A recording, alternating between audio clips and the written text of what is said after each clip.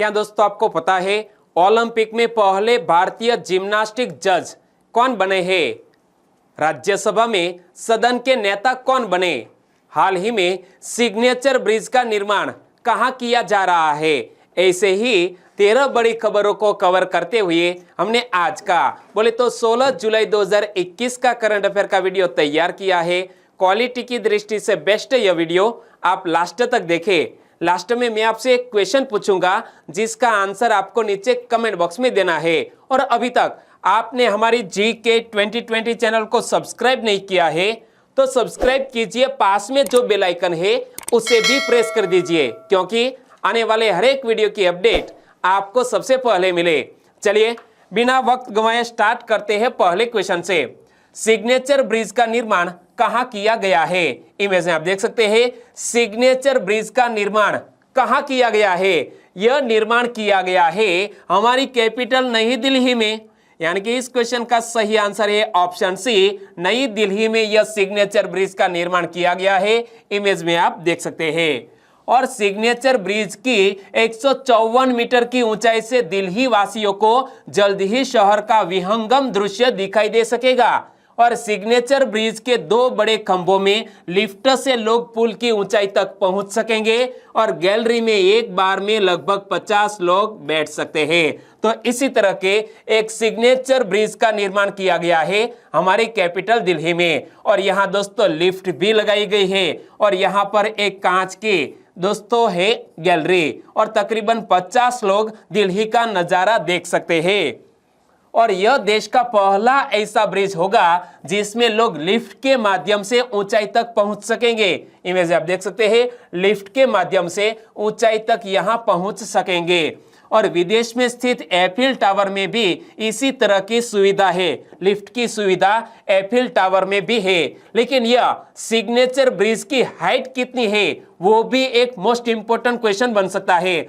हमारे कुतुब मीनार से 2 गुनी ऊंचाई है यह सिग्नेचर ब्रिज के। कुतुब मीनार से भी 2 गुनी ऊंचाई वाले पुल के टॉप पर एक कांच की गैलरी बनाई गई है, जबकि कुतुब मीनार की ऊंचाई है करीब 73 मीटर और उनसे 2 गुना ऊंचाई वाला यह हाल ही में निर्मित किया गया है हमारी कैपिटल दिल्ली में। और दिल्ली की स्थापना कब हुई? 1911 में। दिल्ली के मुख्यमंत्री कौन है? अरविंद केजरीवाल। और दिल्ली के उपराज्यपाल कौन है? अनिल बैजल। तो यह फैक्ट तो मैंने आपको कई बार बताए, आज कुछ नया सीख लें दिल्ली के बारे में। नई दिल्ली एडविन ल्यूटियंस और हर्बर्ट बेकर द्वारा डिजाइन किए गए आधुनिक शहर है।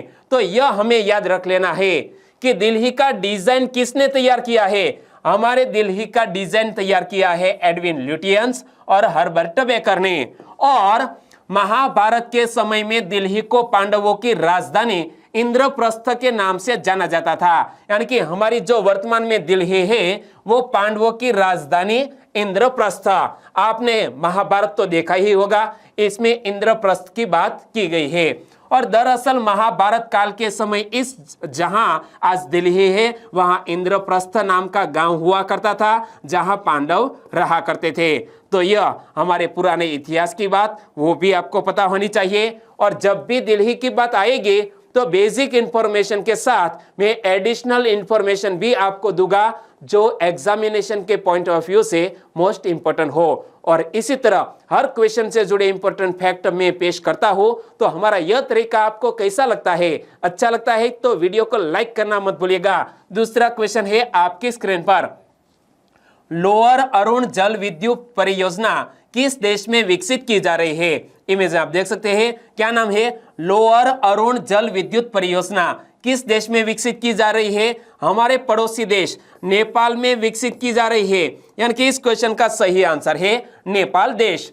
हाल ही में नेपाल ने पूर्वी नेपाल में 679 मेगावाट की लोअर अरुण जल विद्युत परियोजना विकसित करने के लिए भारत की प्रमुख जल विद्युत सतलुज जल विद्युत निगम के साथ 1.3 अरब डॉलर के समझौते पर हस्ताक्षर किए हैं, जो कि पड़ोसी हिमालयी राष्ट्र में भारत द्वारा शुरू की गई दूसरी मेगा परियोजना है। तो यह भी हमें याद रख लेना है कि नेपाल के पूर्वी नेपाल में 679 मेगावाट की यह लोअर अरुण जल विद्युत परियोजना और हमारे भारत देश की प्रमुख जल विद्युत सतलुज जल विद्युत निगम के साथ 1.3 अरब डॉलर का यह समझौता, और यह हमारे दूसरी मेगा परियोजना है जो नेपाल में शुरू की गई हो। और पूर्वी नेपाल में शंखुवासभा और भोजपुर जिलों के बीच विकसित किया जाएगा। तो यह कहां पर विकसित किया जाएगा? तो ये देखो, शंखुवासभा और भोजपुर जिलों के बीच यह विकसित की जाएगी परियोजना। और परियोजना को build on operate and transfer यानी कि बूट मॉडल के तहत विकसित किया जाएगा। तो बूट का पूर्ण स्वरूप क्या होता है वो भी याद रख लो, build on operate and transfer BOOT का पूर्ण स्वरूप है। और 679 मेगावाट की लोअर अरुण जल विद्युत परियोजना 1.04 बिलियन डॉलर की 900 मेगावाट की अरुण 3 जल विद्युत परियोजना के बाद भारत द्वारा शुरू की गई दूसरी मेगा परियोजना है, जो भारत की सहायता से यह नेपाल में विकसित की जा रही है। और यहां हमने बात की नेपाल देश के, तो दोस्तों 3 दिन पहले ही यह क्वेश्चन करंट अफेयर में आया था। शेर बहादुर देउबा कहां के नए प्रधानमंत्री बने हैं? इमेज में आप देख सकते हैं, क्या नाम है? शेर बहादुर देउबा। वो हाल ही में नेपाल देश के नए प्रधानमंत्री बने हैं। और तब भी मैंने आपको बताया था, हाल ही में नेपाल के सर्वोच्च न्यायालय ने संसद के निचले सदन के प्रतिनिधि सभा को बहाल कर दिया है और राष्ट्रपति विद्यादेवी भंडारी को नेपाली कांग्रेस के प्रमुख शेर बहादुर देउबा को देश का प्रधानमंत्री नियुक्त करने का आदेश दिया है। यानी कि नेपाली सुप्रीम कोर्ट ने राष्ट्रपति को आदेश दिया और विद्यादेवी भंडारी ने यह नेपाली कांग्रेस के प्रमुख शेर बहादुर देउबा को देश का प्रधानमंत्री नियुक्त किया है। तो 2 फैक्ट आपको पता चल गए कि नेपाल के वर्तमान प्रधानमंत्री कौन बने हैं? शेर बहादुर देउबा। और नेपाल की राष्ट्रपति है विद्यादेवी भंडारी जी। और नेपाल की करेंसी क्या है? नेपाली रुपया। और नेपाल की कैपिटल का नाम क्या है? काठमांडू। क्लियर। चलिए आगे बात करते हैं तीसरे क्वेश्चन की। इलेक्ट्रिक बाइक टैक्सी योजना का उद्घाटन किसने किया? इलेक्ट्रिक बाइक टैक्सी योजना का उद्घाटन हाल ही में BS येदियुरप्पा ने किया। यानी कि इस क्वेश्चन का सही आंसर है ऑप्शन सी, BS येदियुरप्पा। बोले तो किस राज्य के मुख्यमंत्री है? कर्नाटक के। यानी कि इस क्वेश्चन का सही आंसर है ऑप्शन सी, BS येदियुरप्पा। और दोस्तों कुछ दिन पहले गुजरात ने भी इलेक्ट्रिक वाहनों पर इसी तरह की एक पॉलिसी की घोषणा की थी। तो महाराष्ट्र सरकार ने भी इलेक्ट्रिक व्हीकल की जो पॉलिसी है उनके बारे में घोषणा की है। और हाल ही में यह कदम उठाया है कर्नाटक के BS येदियुरप्पा जी ने। कर्नाटक के मुख्यमंत्री BS येदियुरप्पा ने बेंगलुरु में इलेक्ट्रिक बाइक टैक्सी योजना का उद्घाटन किया और इससे स्वरोजगार के अवसर पैदा होंगे और यह सार्वजनिक परिवहन और दैनिक यात्रियों के बीच एक सेतु के रूप में काम करेंगे। इसी तरह की उम्मीद जताई है BS येदियुरप्पा जी ने। और यह पर्यावरण अनुकूल है और इसे ईंधन संरक्षण को प्रोत्साहन मिलेगा। और इस योजना का मुख्य लक्ष्य क्या है? यात्रा समय और यात्रियों की असुविधा में कमी लाना है। इस योजना का मुख्य उद्देश्य क्या है? यात्रा समय और यात्रियों की असुविधा में कमी लाना। और यह योजना को लॉन्च किसने किया है? कर्नाटक के मुख्यमंत्री BS येदियुरप्पा जी ने। तो कर्नाटक का गठन कब हुआ?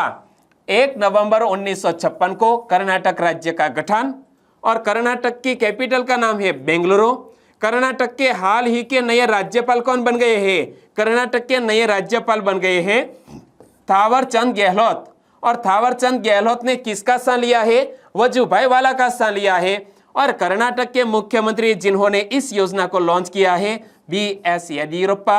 और कर्नाटक के राज्य प्रतीक कौन कौन से हैं वो भी याद रख लीजिए, क्योंकि रेलवे एग्जामिनेशन में कई बार राज्य प्रतीक से जुड़ा हुआ क्वेश्चन पूछ लिया जाता है। तो कर्नाटक का राजकीय पुष्प क्या है? कमल। कर्नाटक का राजकीय पशु क्या है? हाथी। कर्नाटक का राजकीय वृक्ष क्या है? चंदन। और कर्नाटक का राजकीय पक्षी का नाम है नीलकंठ। और यहाँ मैप में देखिए कितने राज्यों से सटा हुआ है यह कर्नाटक। तो यहाँ पर छोटा सा गोवा, यहाँ पर महाराष्ट्र, तेलंगाना, आंध्र प्रदेश, तमिलनाडु और केरल के साथ अपनी बॉर्डर साझा करता है यह कर्नाटक। चौथा क्वेश्चन, केंद्र ने कर्मचारियों के लिए महंगाई भत्ता बढ़ाकर कितने प्रतिशत किया है? दोस्तों कोरोना महामारी के कारण यह महंगाई भत्ता नहीं बढ़ाया गया था। जो वर्तमान में 17% था वो अब महंगाई भत्ता बढ़ाकर कर दिया गया है 28%, यानी कि इस क्वेश्चन का सही आंसर है ऑप्शन बी 28%। सरकार ने कर्मचारियों को 3 किस्तों को मिलाकर 11% महंगाई भत्ता देने का फैसला किया है। इनमें जनवरी जून 2020 के लिए 3% महंगाई भत्ता, जुलाई दिसंबर 2020 के लिए 4% भत्ता और जनवरी जून 2021 के लिए 4% भत्ता शामिल है, जो मिलाकर 11% होता है। और यह घोषणा कर दी है केंद्र सरकार ने। और महंगाई भत्ते यानी डीए की कैलकुलेशन के लिए सरकार all India consumer price index पर बेस्ड महंगाई दर को आधार मानती है और इसके आधार पर हर 2 साल में सरकारी कर्मचारियों का डीए संशोधित किया जाता है।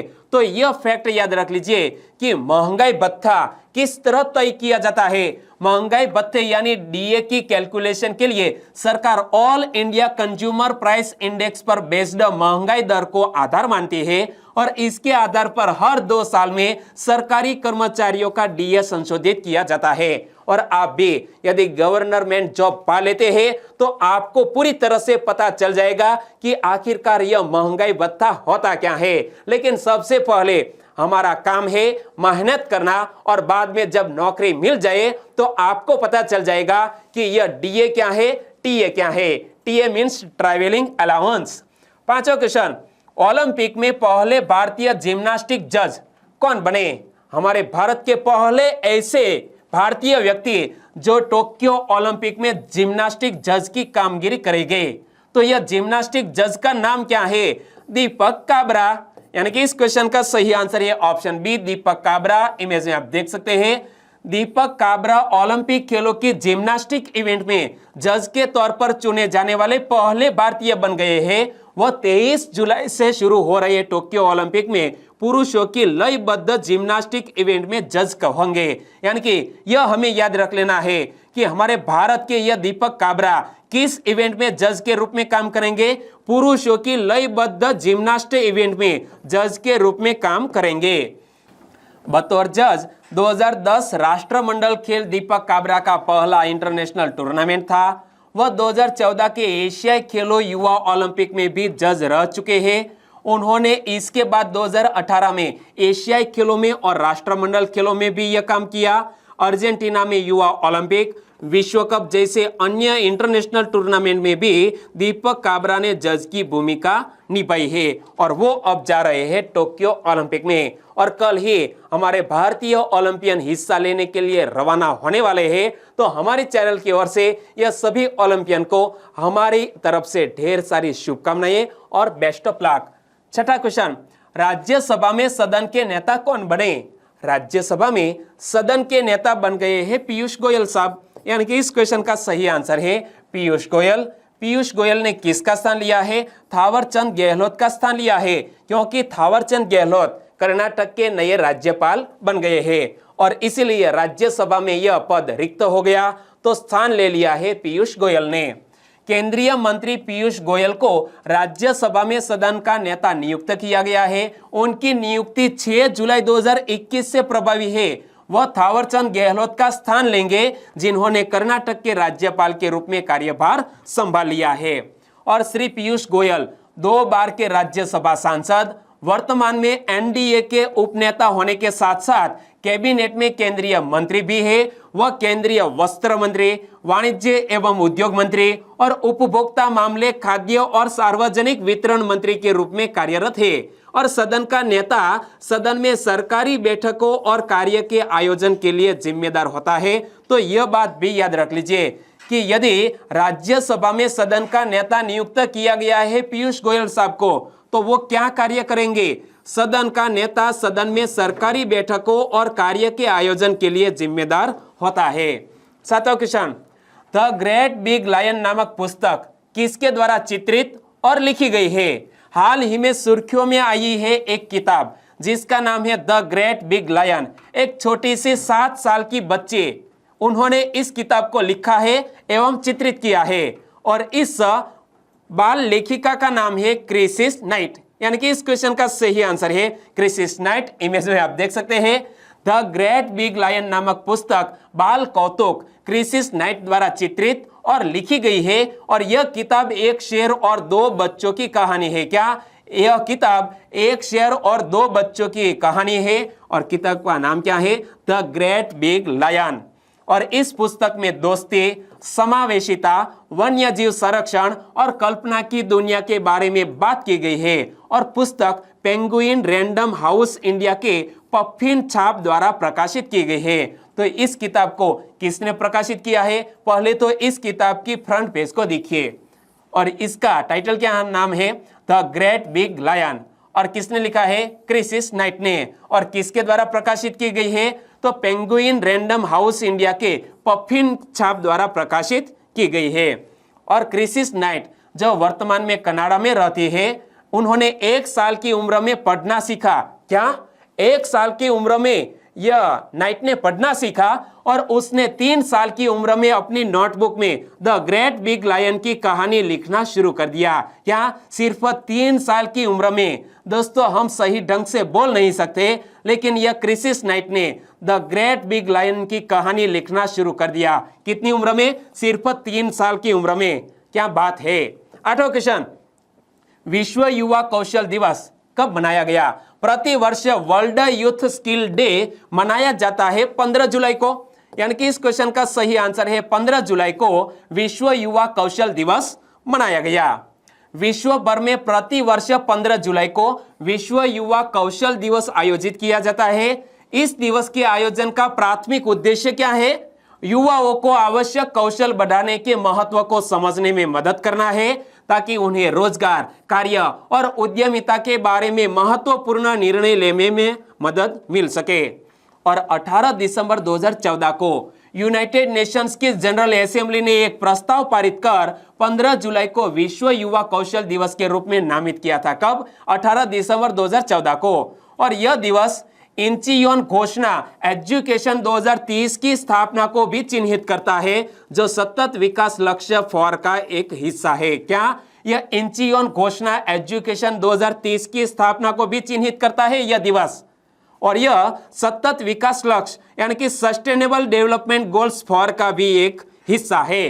9वां क्वेश्चन, हाल ही में यूएई ने औपचारिक रूप से किस देश में अपना दूतावास खोला है? यूएई ने हाल ही में औपचारिक रूप से इजराइल देश में अपना दूतावास खोला।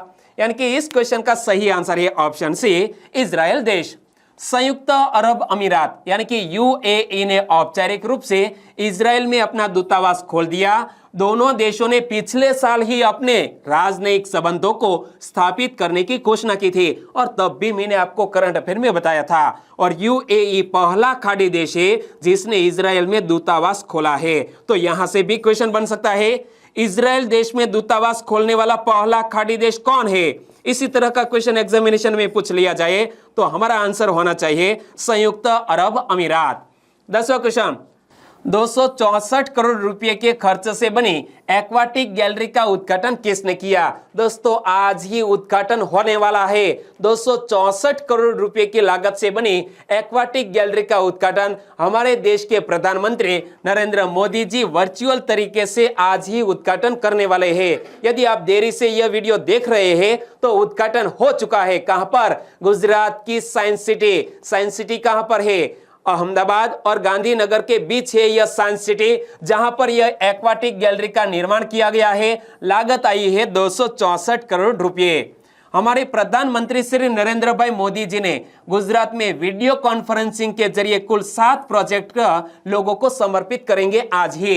और राज्य की राजधानी गांधीनगर में नया आधुनिक रेलवे स्टेशन का वो लोकार्पण करेंगे और एक 5 सितारा होटल का भी लोकार्पण करने जा रहे हैं हमारे देश के प्रधानमंत्री। प्रधानमंत्री ने अहमदाबाद के गुजरात साइंस सिटी में 3 नए प्रोजेक्ट का भी उद्घाटन आज करने वाले हैं। मैंने आपको बोला है कि यदि आप वीडियो देरी से देख रहे हैं तो यह उद्घाटन हो चुका है, लेकिन अर्ली मॉर्निंग में देख रहे हैं तो यह उद्घाटन होने वाला है।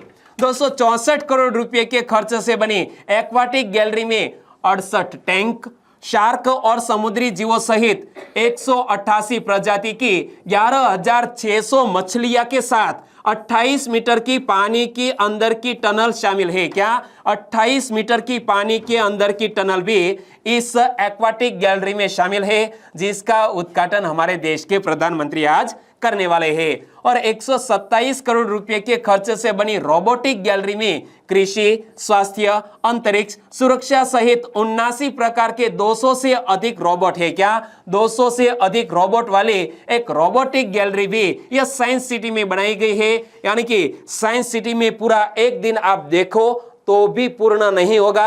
इसी तरह के कई सारे प्रदर्शन है जिसमें दोस्तों ऐसे फाउंटेन भी है, कलरिंग फाउंटेन भी। और यहां हम बात करते हैं गुजरात की। तो गुजरात की बेसिक इंफॉर्मेशन तो हमको पता ही है। गुजरात के मुख्यमंत्री विजयभाई रूपाणी जी, गुजरात के राज्यपाल है आचार्य देवव्रत जी, गुजरात की कैपिटल का नाम है गांधीनगर, ग्रीन सिटी। लेकिन आज हम कुछ नया सीख ले। गुजरात के पहले मुख्यमंत्री कौन थे? श्री डॉक्टर जीवराज नारायण मेहता जी। और गुजरात के वर्तमान मुख्यमंत्री कौन है? श्री विजयभाई रूपाणी जी। गुजरात के पहले राज्यपाल कौन थे? श्री मेहंदी नवाज जंग। और गुजरात के वर्तमान राज्यपाल कौन है? श्री आचार्य देवव्रत। और गुजरात का राजकीय पशु का नाम है एशियाटिक लायन। और गुजरात का राजकीय फूल है गलगोटा यानी कि मैरीगोल्ड, इमेज में आप देख सकते हैं। और गुजरात का राजकीय पेड़ का नाम है आम, यानी कि रसीले आम का सीजन हाल ही में समाप्त हो चुका है। 11वां क्वेश्चन, खुदरा प्रत्यक्ष योजना किसने शुरू की? खुदरा प्रत्यक्ष योजना हाल ही में रिजर्व बैंक ऑफ इंडिया ने शुरू की। यानी कि इस क्वेश्चन का सही आंसर है आरबीआई।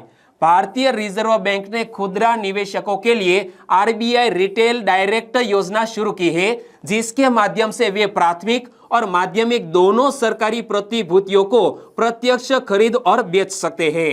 और इस योजना के तहत खुदरा निवेशक खुदरा प्रत्यक्ष गिल्ट खाता, क्या आरडीजी खाता नाम के अपने गिल्ट सिक्योरिटीज अकाउंट को विद आरबीआई ऑनलाइन पोर्टल के माध्यम से खोलने और बनाए रखने में सक्षम है।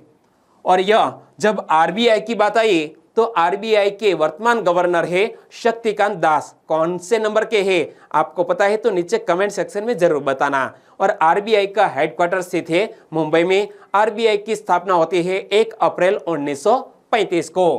12वां क्वेश्चन, मंत्रिमंडल ने राष्ट्रीय आयुष मिशन को जनवरी 2021 से बढ़ाकर कब तक करने की मंजूरी दी है? हमारे केंद्रीय मंत्रिमंडल ने यह राष्ट्रीय आयुष मिशन को जनवरी 2021 से बढ़ाकर मार्च 2026 तक करने की मंजूरी दी है। यानी कि इस क्वेश्चन का सही आंसर है मार्च 2026। और यहां पर पढ़िए क्या लिखा है, मोदी सरकार का बड़ा फैसला, 2026 तक चलेगा आयुष मिशन। मंत्रिमंडल ने राष्ट्रीय आयुष मिशन को जनवरी 2021 से बढ़ाकर मार्च 2026 तक करने की मंजूरी दी है। इससे सरकारी खजाने पर 4,607 करोड़ रुपए से अधिक का बोझ पड़ेगा और इसमें केंद्र की हिस्सेदारी 3,000 करोड़ रुपए होगी, जबकि राज्यों की हिस्सेदारी 1,607 करोड़ रुपए होगी। यहाँ रुपया नहीं बल्कि यहाँ करोड़ शब्द लगाना है। ओके।